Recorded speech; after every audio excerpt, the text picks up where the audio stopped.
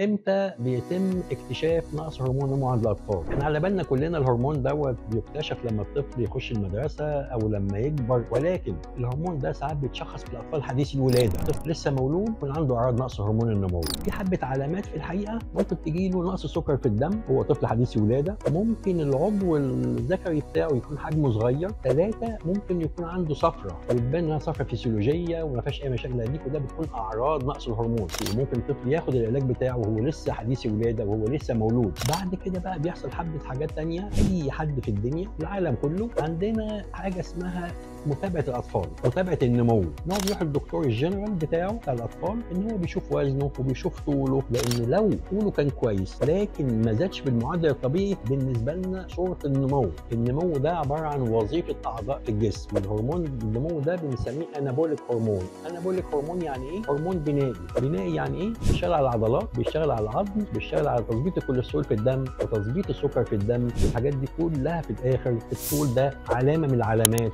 وليس كل العلامات. فهم ان هو بيساعد على التفكير والادراك يبقى احسن. يعني اللي عنده نقص في الهرمون احيانا بيتاثر شويه.